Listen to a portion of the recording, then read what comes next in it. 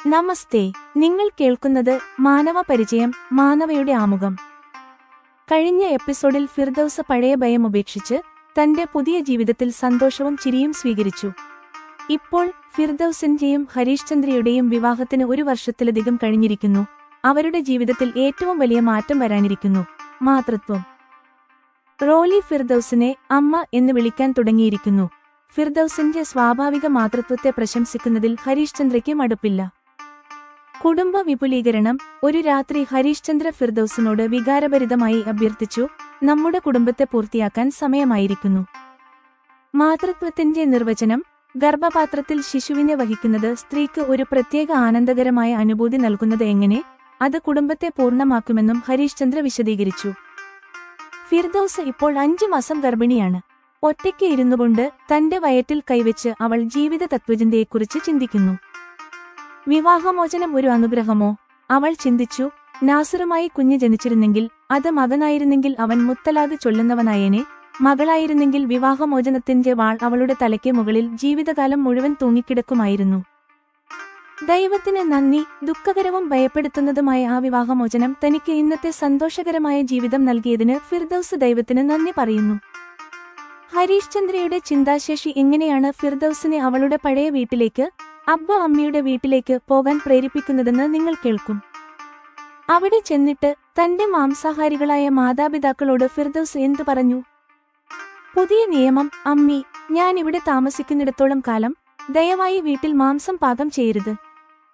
തന്റെ സസ്യാഹാരിയായ ഭർത്താവിന്റെ കൂട്ടായ്മയിൽ തന്റെ ഗർഭപാത്രത്തിൽ വളരുന്ന ശിശുവിന്റെ പോഷണം മാംസാഹാരത്തിൽ നിന്ന് ശരീരത്തിന് ലഭിക്കുന്ന ഘടകങ്ങളിലൂടെ ആകുന്നത് തനിക്ക് ഇനി സ്വീകാര്യമല്ലെന്ന് ഫിർദൌസ് വിശദീകരിച്ചു. ഫിർദൌസിന്റെ ഈ പുതിയ ജീവിത ദർശനവും സ്വമേധയാ ഉള്ള ത്യാഗവും യഥാർത്ഥ സ്നേഹത്തിന്റെ സഹവാസമാണ് ഒരു വ്യക്തിയെ ജീവിതത്തിന്റെ ആഴങ്ങളിലേക്ക് നയിക്കുന്നത് എന്ന് തെളിയിക്കുന്നുണ്ടോ? എന്നോടൊപ്പം തുടരുക മാനവ പരിചയം എന്നതിൽ. നിങ്ങൾ കേൾക്കും എപ്പിസോഡ് 5: മാതൃത്വം, സ്നേഹം, ജീവിത ദർശനം. ഭർത്താവ് ഹരീഷ് ചന്ദ്ര ജിയിൽ നിന്ന് ലഭിക്കുന്ന ബഹുമാനത്തിലും സ്നേഹത്തിലും ഫിർദൌസിന്റെ ദിവസങ്ങൾ സന്തോഷത്തോടെ കടന്നുപോകുന്നു. അവരുടെ മകൾ റോലിയും ഫിർദൌസിനെ അമ്മ എന്ന് വിളിച്ച് അവളുടെ ചുറ്റും നടക്കുന്നു. ഇപ്പോൾ റോലി ഹരീഷ് ചന്ദ്ര ജിയേക്കാൾ ഫിർദൌസിനെ ആശ്രയിച്ചാണ് കഴിയുന്നത്. റോലിയോടുള്ള ഫിർദൌസിന്റെ പൂർണ്ണമായ മാതൃബന്ധം കണ്ട് ഹരീഷ് ചന്ദ്ര സന്തോഷവാനായിരിക്കുന്നു. പലപ്പോഴും അദ്ദേഹം ഈ കാര്യത്തിന് ഫിർദൌസിനെ പ്രശംസിക്കാൻ മടിക്കാറില്ല. ഹരീഷ് ചന്ദ്ര പലപ്പോഴും പറയാറുണ്ട്, ഫിർദൌസ്, ഇന്ന് കാണുമ്പോൾ റോലിയെ നിങ്ങളല്ല മറ്റാരോ ആണ് പ്രസവിച്ചത് എന്ന് എനിക്ക് തോന്നുന്നേയില്ല. ഫിർദൌസ് ചിരിച്ചുകൊണ്ട് പറയുന്നു, നിങ്ങൾ ആ കാര്യം മറന്നേക്കൂ. ഞാൻ നിങ്ങളെ ഭർത്താവായി സ്വീകരിച്ച അതേ നിമിഷം മുതൽ റോലിയും മറ്റാരുടെയും മകളല്ല, എന്റെ മകളായി മാറി. ഇങ്ങനെ ഹരീഷ് ചന്ദ്ര ഫിർദൌസ് വിവാഹം ഏകദേശം 1 വർഷമായപ്പോൾ ഒരു രാത്രിയിലെ അടുപ്പമുള്ള നിമിഷങ്ങളിൽ ഹരീഷ് ചന്ദ്രജി ഫിർദൌസിനോട് പറഞ്ഞു, എന്റെ പ്രിയതമേ, നമ്മുടെ കുടുംബത്തെ പൂർത്തിയാക്കാൻ പദ്ധതിയിടാനുള്ള സമയം വന്നിരിക്കുന്നു. ഫിർദൌസ് പറഞ്ഞു, നമ്മുടെ കുടുംബം ഇപ്പോൾ തന്നെ പൂർണ്ണമാണ്. അപ്പോൾ ഹരീഷ് ചന്ദ്ര പറഞ്ഞു, അതെ ഫിർദൌസ്, എന്റെ മുൻ ഭാര്യ ജീവിച്ചിരിപ്പുണ്ടായിരുന്നെങ്കിൽ ഞാനും അത് തന്നെ പറയുമായിരുന്നു.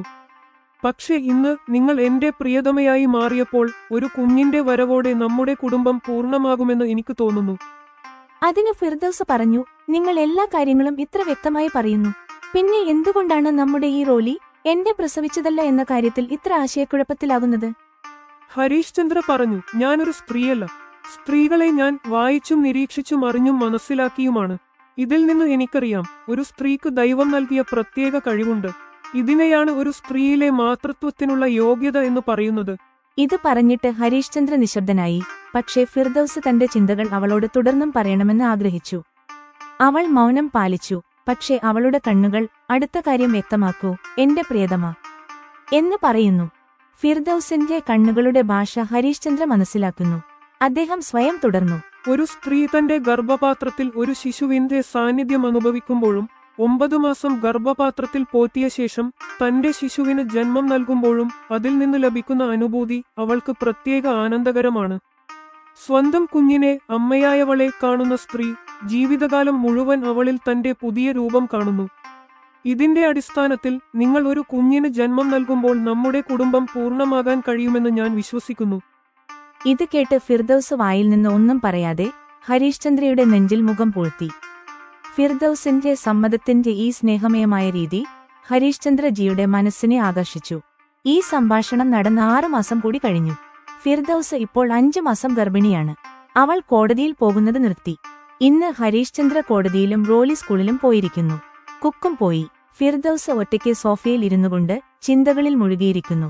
തന്റെ വീർത്ത വയറ്റിൽ കൈവച്ച് അവൾ ഗർഭപാത്രത്തിൽ വളരുന്ന ശിശുവിനെ അനുഭവിച്ചുകൊണ്ട് ചിന്തിക്കുന്നു. എന്റെ ഗർഭപാത്രം മുമ്പ് എങ്ങനെയായിരുന്നോ അത് ഇന്നും അങ്ങനെ തന്നെയാണ്. നാസിർ എന്നെ അപമാനിക്കാതിരിക്കുകയും വിവാഹമോചനത്തിനായി നിർബന്ധിക്കാതിരിക്കുകയും ചെയ്തിരുന്നെങ്കിൽ എന്റെ ഗർഭപാത്രത്തിൽ വളരുന്ന ശിശു അവന്റെ അംശമാകുമായിരുന്നു. എങ്കിൽ ഞാൻ ജന്മം നൽകുന്നതോടെ നവജാത ശിശു അവന്റെ മതത്തെ പിന്തുടരുന്നവനാകുമായിരുന്നു. അവൻ നാസിറിന്റെ ഭക്ഷണരീതികൾ സ്വീകരിക്കുമായിരുന്നു. എന്നാൽ ഇപ്പോൾ ഈ കാര്യങ്ങളെല്ലാം വ്യത്യസ്തമായിരിക്കും. അടുത്ത ചിന്തയിൽ ഫിർദൌസ് മുൻ ഭർത്താവ് നാസിർ വിജനമായ സ്ഥലത്ത് വെച്ച് തനിക്ക് നൽകിയ മുത്തലാഖിന്റെ ദുഃഖകരവും ഭയപ്പെടുത്തുന്നതുമായ തന്റെ അവസ്ഥ ഓർമ്മിച്ചു. ഇതിനാൽ ഫിർദൌസ് ചിന്തിക്കാൻ തുടങ്ങി. നാസിറുമായി എനിക്കൊരു കുഞ്ഞ് ജനിച്ചിരുന്നെങ്കിൽ, അത് മകനായിരുന്നെങ്കിൽ അവൻ അതുപോലെ മുൻ ഭർത്താവ് നാസിറിനെ പോലെ ആരുടെയെങ്കിലും മകളെ മുത്തലാഖ് ചൊല്ലി അപമാനിക്കാൻ കഴിവുള്ളവനാകുമായിരുന്നു. കൂടാതെ മകളായിരുന്നെങ്കിൽ അവളുടെ വിവാഹശേഷം മുത്തലാഖിന്റെ വാൾ അവളുടെ തലയ്ക്ക് മുകളിൽ ജീവിതകാലം മുഴുവൻ തൂങ്ങിക്കിടക്കുമായിരുന്നു. ഇങ്ങനെ ചിന്തിച്ച ശേഷം ഫിർദൌസ് കലഹമുണ്ടാക്കുന്ന നാസിറിൽ നിന്ന് തന്റെ വിവാഹമോചനത്തിനുള്ള സാഹചര്യം സൃഷ്ടിച്ചതിന് ദൈവത്തിന് നന്ദി പറഞ്ഞു. അതിലൂടെ തന്റെ ജീവൻ താൽക്കാലികമായി അപകടത്തിലായെങ്കിലും ഇന്ന് തനിക്ക് ലഭിച്ചതെല്ലാം തന്റെ സന്തോഷകരമായ ജീവിതം ഉറപ്പാക്കുന്നു. അതേസമയം റോലി സ്കൂളിൽ നിന്ന് തിരിച്ചെത്തി. അതോടെ ഫിർദൌസിന്റെ ചിന്താധാര മുറിഞ്ഞു. പിന്നെ അവൾ റോലിയുമായി തിരക്കിലായി. ഒരു രാത്രി ഹരീഷ് ചന്ദ്രജി അവളെ തന്റെ ആലിംഗനത്തിൽ മൃദുവായി എടുത്തുകൊണ്ട് ഫിർദൌസിന്റെ കൺപോളകളിൽ ചുംബിച്ച് ചോദിച്ചു. ഫിർദൌസ്, നമ്മുടെ വിവാഹം കഴിഞ്ഞിട്ട് 1 വർഷത്തിലധികമായി. അന്നുമുതൽ നിങ്ങൾ നിങ്ങളുടെ അമ്മയുടെ വീട്ടിൽ പോയിട്ടില്ല. നിങ്ങൾക്ക് അവിടേക്ക് പോകാൻ തോന്നുന്നില്ലേ? ഫിർദൌസ് അത് കേട്ടിട്ടും കേൾക്കാത്ത മട്ടിൽ നിന്നു. ഭർത്താവിന്റെ സ്നേഹമുള്ള ആലിംഗനത്തിന്റെ സന്തോഷമനുഭവിക്കുന്ന തിരക്കിലായിരുന്നു ഫിർദൌസ്. അതിൽ അവൾക്ക് ഇപ്പോൾ ഒരു തടസ്സവും വേണ്ടായിരുന്നു. വെളുത്ത മുഖത്ത് നാണത്തിന്റെ ചുവപ്പും താഴ്ത്തിയ കൺപോളകളുമായി ഫിർദൌസിന്റെ മുഖം ഹരീഷ് ചന്ദ്രജിക്ക് ഒരു അപ്സരസിനേക്കാൾ സ്വർഗീയ നർത്തകി കുറഞ്ഞതായി തോന്നിയില്ല. ഗർഭം കാരണം ഫിർദൌസ് സ്വാഭാവികമായും കുറച്ച് തടിച്ചിട്ടുണ്ട്. ഇതുകാരണം അവളുടെ മുഖം മുമ്പത്തേതിനേക്കാൾ കൂടുതൽ പ്രസന്നവും ആകർഷകവുമായി മാറി. ഹരീഷ് ചന്ദ്രയുടെ മനസ്സിൽ ആ നിമിഷം ഒരു വൈരുദ്ധ്യമുയർന്നു. അദ്ദേഹം ചിന്തിക്കാൻ തുടങ്ങി. ഫിർദൌസിന്റെ ശരീരമാണോ കൂടുതൽ സുന്ദരം, അതോ മനസ്സോ? ഹരീഷ് ചന്ദ്രജി ഒരു ജഡ്ജിയാണ്. എല്ലാ വശങ്ങളെക്കുറിച്ചും ചിന്തിക്കുന്നത് അദ്ദേഹത്തിന്റെ സ്വഭാവമായി മാറിയിരിക്കുന്നു. ഈ വൈരുദ്ധ്യത്തിൽ അദ്ദേഹം മനസ്സിന് അനുകൂലമായി തീരുമാനമെടുത്തു. ശരീരത്തിന്റെ ആകർഷണം ഏതാനും വർഷത്തെ കാര്യമാണ്, എന്നാൽ മനസ്സിന്റെ സൗന്ദര്യം ജീവിതകാലം മുഴുവൻ ആവശ്യമാണ് എന്ന് അദ്ദേഹത്തിന്റെ നീതി പറയുന്നു. കുറച്ച് മിനിറ്റുകൾ അങ്ങനെ കടന്നുപോയി. അപ്പോൾ ഹരീഷ് ചന്ദ്രജി തന്റെ പഴയ ചോദ്യം ഫിർദൌസിനോട് ആവർത്തിച്ചു. ഇത്തവണ മന്ദമായ സ്വരത്തിൽ ഫിർദൌസ് പറഞ്ഞു, എന്റെ മനസ്സിന് ഇപ്പോൾ നിങ്ങളെ വിട്ടുപോകാൻ തോന്നുന്നില്ല. പിന്നെ അബ്ബയും അമ്മയും മാസത്തിലൊരിക്കൽ അല്ലെങ്കിൽ 2 മാസത്തിലൊരിക്കൽ ഇവിടേക്ക് വരാറുണ്ടല്ലോ. അപ്പോൾ ഹരീഷ് ചന്ദ്രജി ഫിർദൌസിന്റെ പുറത്ത് തന്റെ കൈകളുടെ മർദ്ദം ചെറുതായി വർദ്ധിപ്പിച്ചുകൊണ്ട് പറഞ്ഞു. എന്റെ പ്രിയതമേജി, മനസ്സില്ലാമനസ്സോടെയാണെങ്കിലും കുറച്ചു ദിവസത്തെ അത്തരം അകലം സാമൂഹിക പാരമ്പര്യത്തിനു വേണ്ടി സഹിക്കേണ്ടിവരും. ഈ ചർച്ചയ്ക്ക് ശേഷം 3-ാം ദിവസം ഫിർദൌസ് റോലിയെയും കൂട്ടി തന്റെ അമ്മയുടെ വീട്ടിലെത്തി. അവിടെ എത്തിയ ഉടൻ തന്നെ ആദ്യം ഫിർദൌസ് അമ്മയോട് പറഞ്ഞു, അമ്മി, 3-4 അല്ലെങ്കിൽ ഞാൻ ഇവിടെ താമസിക്കുന്നത്രയും ദിവസം ദയവായി വീട്ടിൽ മാംസം പാകം ചെയ്യരുത്. അവർ സംസാരിക്കുന്നത് ഫിർദൌസിന്റെ അബ്ബുവും കേൾക്കുന്നുണ്ടായിരുന്നു. അദ്ദേഹം പറഞ്ഞു, മോളെ ഫിർദൌസ്, നീ എത്ര ആസ്വദിച്ചാണ് കഴിക്കാറുണ്ടായിരുന്നത്. ഹരീഷ് ചന്ദ്ര സാഹിബ് നിങ്ങളുടെ മാംസാഹാരം കഴിക്കുന്നത് പോലും നിർത്തിച്ചോ? ഫിർദൌസ് മറുപടി നൽകി, അബ്ബു, അദ്ദേഹം നിർത്തിച്ചില്ല. മുമ്പ് ഞാനും കരുതിയിരുന്നു ഞാനിവിടെ വന്ന് എന്റെ ഭക്ഷണ സന്തോഷങ്ങൾ പൂർത്തിയാക്കുമെന്ന്. പക്ഷേ ഇപ്പോൾ എനിക്ക് തന്നെ അതിനോട് ആഗ്രഹമില്ലാതായി. അമ്മ ആകാംക്ഷയോടെ ചോദിച്ചു, എന്തുകൊണ്ടാണ് ഫിർദൌസ്, എന്തുകൊണ്ടാണ്? ഫിർദൌസ് പറഞ്ഞു, 2 കാര്യങ്ങളുണ്ട്. ഒന്ന്, റോലി എന്റെ കൂടെയുണ്ട്. അവളെ ഞാൻ മാംസം പാചകം ചെയ്യുന്നത് കാണിക്കാൻ ആഗ്രഹിക്കുന്നില്ല.